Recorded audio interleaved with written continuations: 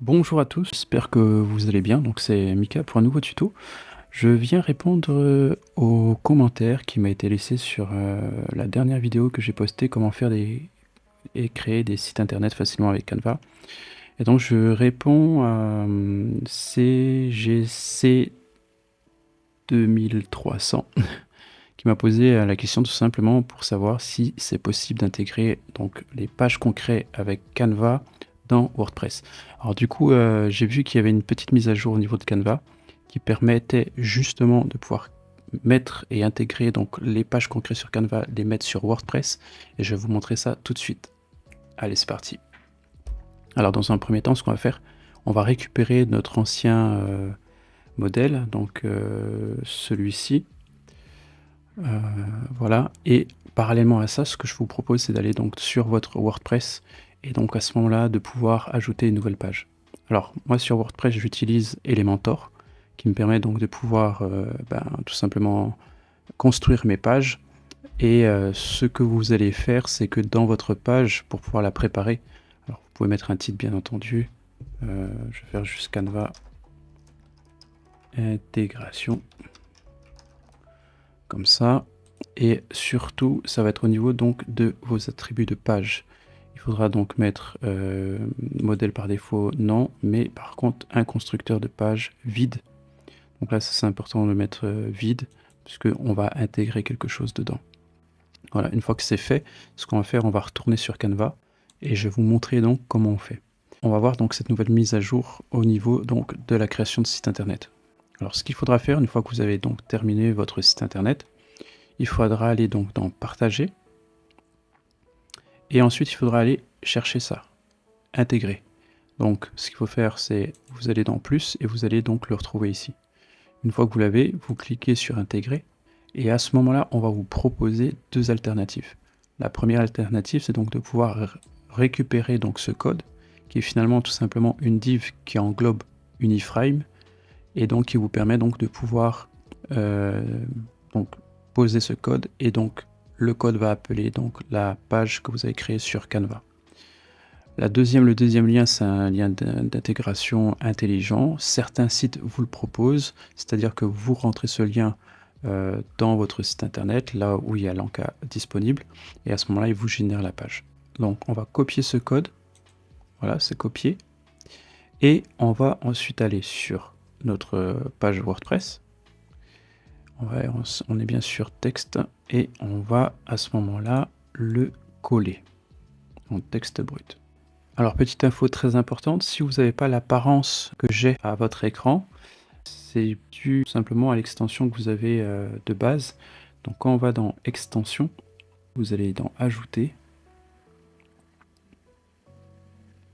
vous cliquez sur la première icône qui est ici, donc classique editor, et vous aurez donc la même mise en forme que moi, donc à savoir la barre d'outils, de texte, etc. Donc là, on est bien en texte brut, c'est-à-dire que on a notre div, on a la position relative, etc., avec un padding en hauteur, un padding top, en bas on est à 0, ainsi de suite. Vous avez même voilà, des ombres derrière votre design qui est importé. Et donc tout ça, en fait, c'est pas ça qui nous intéresse. Ce qui nous intéresse, c'est l'iframe.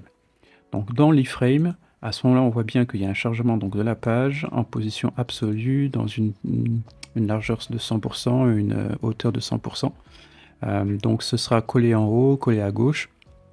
En tout cas, ça, le point de départ sera en haut à gauche. Et donc, il n'y a pas de bordure, il n'y a pas donc, de marge intérieure, il n'y a pas de marge extérieure. La source, c'est celle qu'on a copiée dans Canva, etc. Et donc, on a bien donc, la possibilité avec le embedded, qui veut bien dire que c'est bien encapsulé.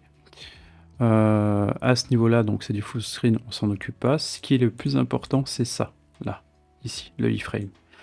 Et donc ensuite, par la suite, vous avez ça, et je vais vous montrer donc ce que ça donne une fois qu'on le publie.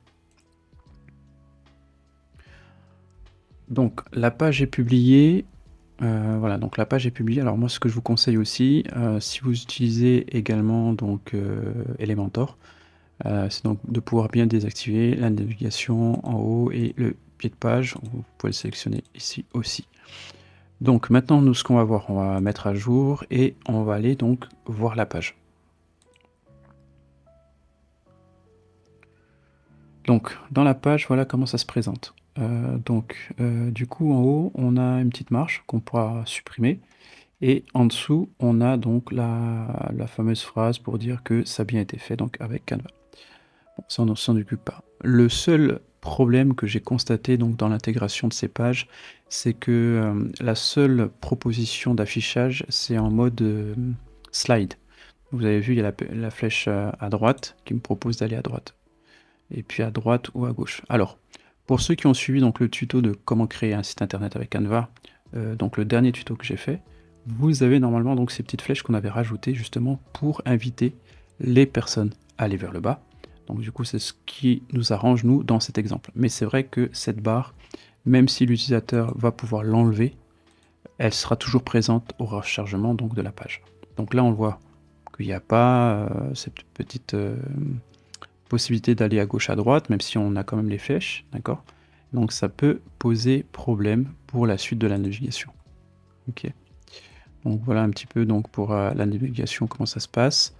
Et donc à la fin, nous, on avait mis donc cette petite flèche pour nous ramener au premier diapo.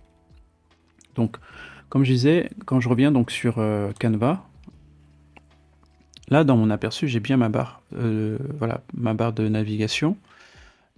J'ai aussi le côté téléphone, ce qu'on avait vu.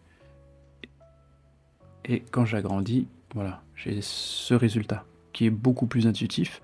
Mais le problème, c'est que soit Canva n'a pas encore mis à jour son dispositif d'intégration, ou soit je n'ai pas encore trouvé la fonctionnalité. Si vous avez d'autres questions, n'hésitez pas. S'il y a besoin d'une vidéo pour expliquer comment faire, je le ferai également.